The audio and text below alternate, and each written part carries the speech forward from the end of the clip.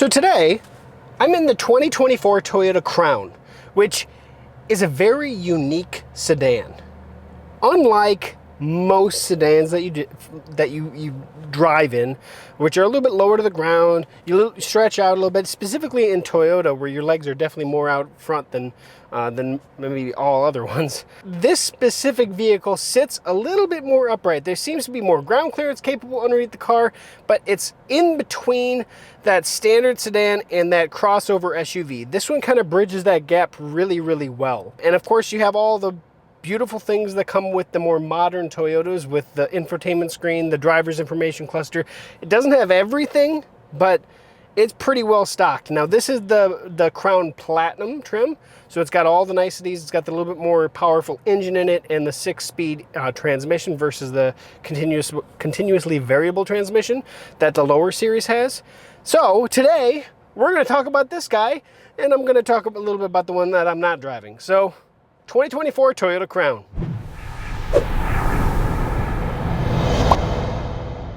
So welcome back to techgooch, ladies and gentlemen. Like I said, I'm in the Toyota Crown today. Now, I've actually put quite a few miles on this guy on the highway, and a decent amount of miles in the city. Right now, I'm actually going down here because I have not done the parking mode to test out the parking mode to see how well it works. So I figured I'd head downtown Dubuque today to do that quick before we get to a spot where at least we can jump out of the car and go around it. So I wanted to get into a spot that has parallel parking so we can give it a try. Okay, so I'm pulling up here. I'm gonna hit the parking button down here. Vehicle's not stopped. All right, hit park. It sees the advanced park switch pushed. I'm gonna hit start, release brake, and it's gonna park it for me.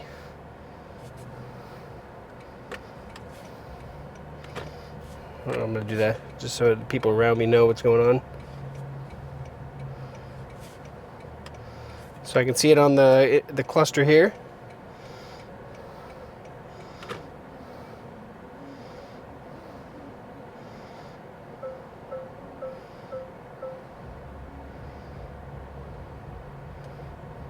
Well, I don't know if you can get any better than that. That worked really good. Moving forward, I'm still not doing anything.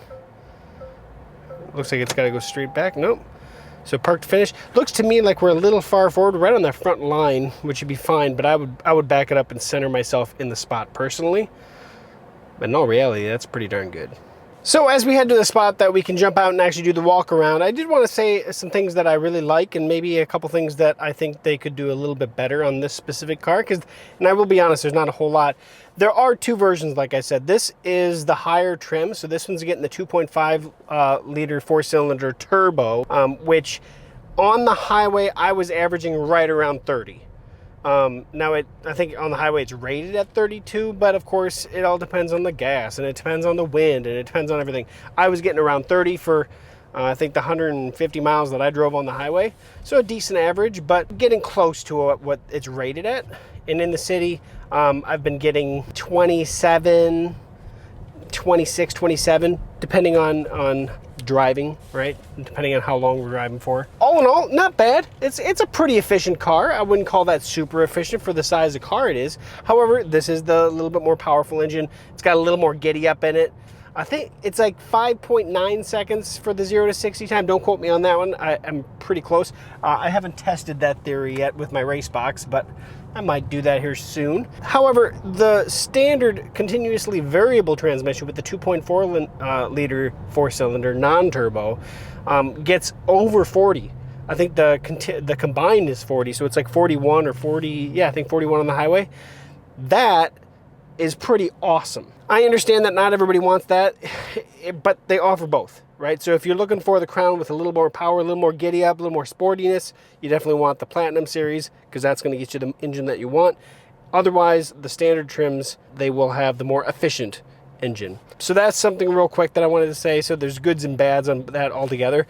This has Toyota's standard entertainment system on here, but in a nice, actually really well placed, rightly sized, I think, for this size vehicle. Really nice. And then you have the heads-up display for the driver. I also really like the layout of that. It's pretty solid. And of course, I'll show you a little bit more detail when we actually do the walk around. Everything else, for the most part, pretty good. But the big thing that I actually noticed, probably the best of any Toyota, is the Qi charger. The actual wireless charger for the car, in the car here for your phone, is actually pretty awesome. It works really well. It's the only Toyota one that works with MagSafe as well as it does. So that is something to say. But let's get to a facility where we can jump out, do the walk around in peace and quiet, and we'll go from there. Okay, so we're gonna start on the outside. And now this has that red-black two-tone paint overlay. Now I've seen this vehicle in multiple other colors from other people that have actually purchased it, as well as on the lot here at my local dealership. This is my favorite color. The red with the black accents on the hood and the top and the trunk, I think looks awesome. Now that said, in some other colors, I'm not as keen on, specifically the rear end of the vehicle. The front, I think, looks fantastic. But yeah, we're gonna go ahead and go around here. And this specific color, though, is 100% my favorite. I think it looks fantastic. Now, if we actually put this next to a traditional sedan, it doesn't look too much taller, but it definitely is taller, right? So the height of the vehicle is a little bit more, but you'll notice if you really sit them next to each other, the ground clearance is definitely higher. And then, of course, if you sit in it, that's where everything kind of comes together. All right, so let's jump in here. Key not detected. All right, now it is. But let's start like we normally do. So if you want to see the door controls, let me lighten this up a little bit so it's easier to see. So we have our standard door controls there, mirror controls. The mirrors do fold in. We do have on this specific trim as well, we all have the seat settings, automatic high beams, things like that. Things that you normally would expect to see on a nicer vehicle. It does have a locked gas door on there, and then a trunk door. This does have Toyota's more advanced steering wheel, and there's a lot of things that I like about this. The volume control, for instance, is not 2 buttons, but actually a toggle up and down. Sorry about that. So up and down for volume there.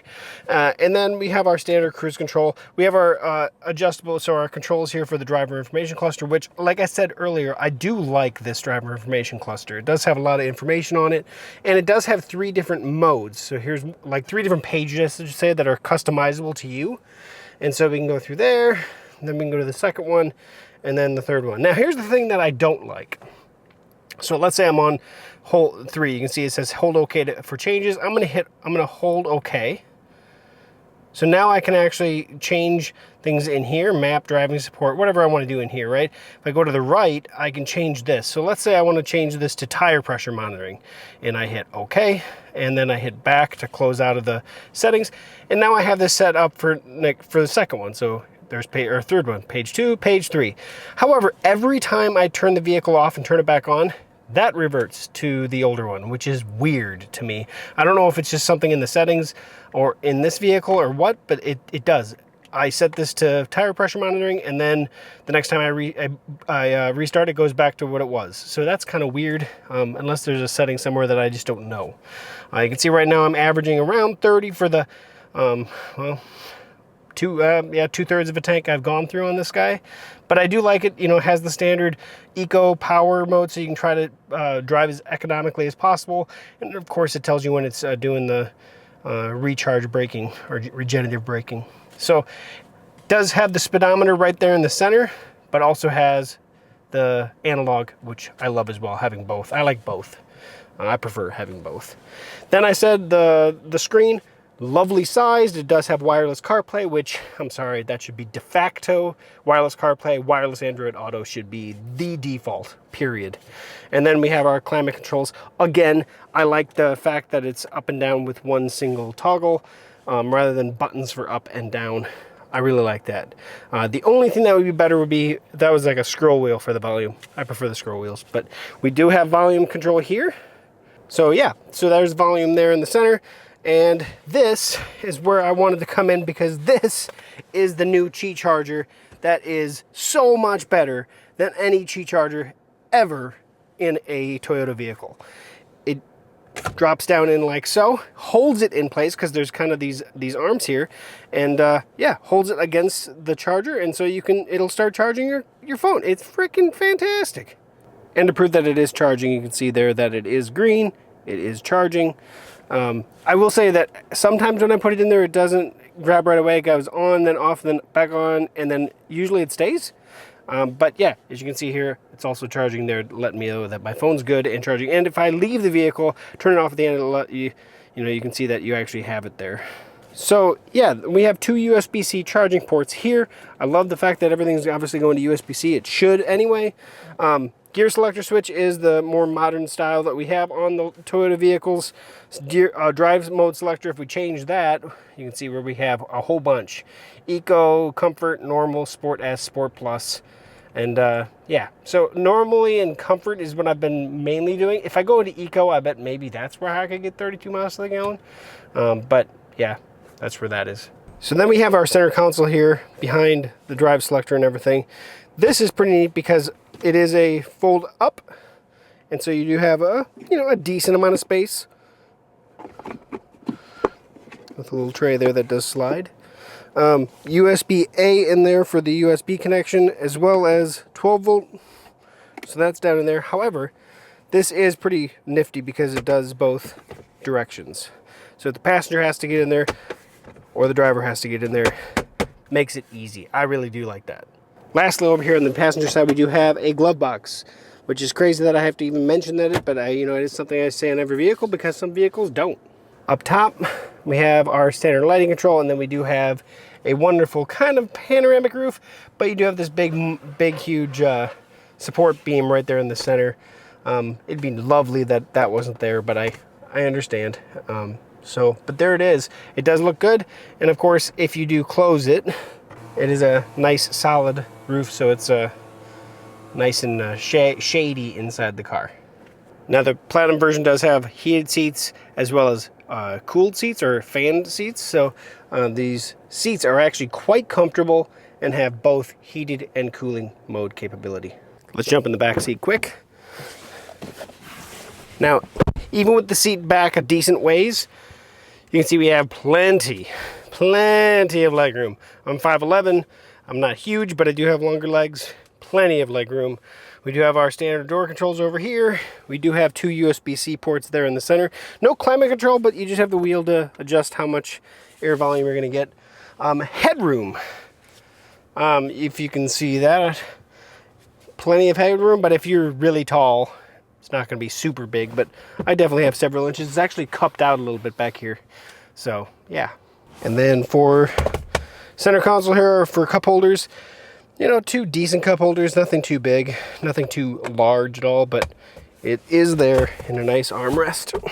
Now we're gonna come back now to one of the things I don't like. I do not like how you open up this rear trunk. It is not just a standard button that you would lift up on like here or down here somewhere. It's a button you push forward. So I don't know how well you can see that because of the sun, but it literally is a button you push with your fingertip. So it's weird to get used to. It just doesn't feel normal. It doesn't open up automatically, doesn't close automatically, but it does have a pretty decent sized trunk. And below, there's your spare. So for the size of the trunk, we'll obviously do the carry-on luggage test here shortly. Or right now, I guess, and we'll see how that comes out. Okay, let's do the test. All right, so there's 1, 2, 3, and what is it hitting? There we go, 4. Without a doubt, could do 5 or 6 actually in here. I bet you could get 6 in there. So let's say that's 1, 2, 3, 4.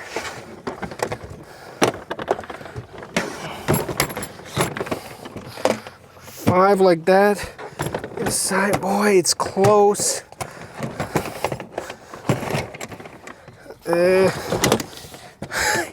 I think you get 6 in there. Let's find out. Those arms don't come down straight, but yeah, I think you can get 6 in there. Be tight, but 6. Let's pop the hood.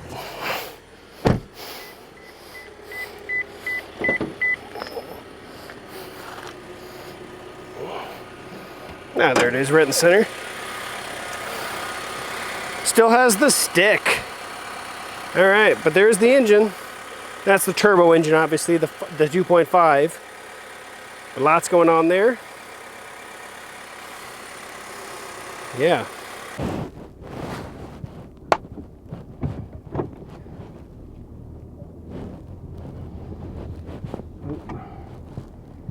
Let's check the price again.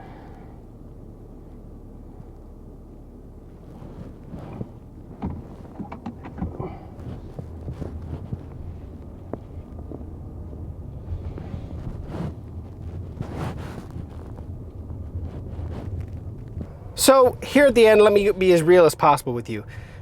This vehicle is very unique, and it fits in that mixed category from how my point of view, at least. This specific Platinum Series starts or hits at $56,000.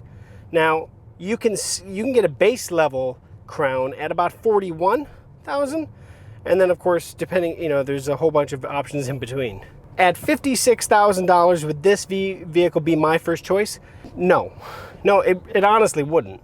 Because first of all, I'm a huge electric fan, and at that price, there are a ton of solid options in the electrical vehicle range. I think I want to clarify one thing.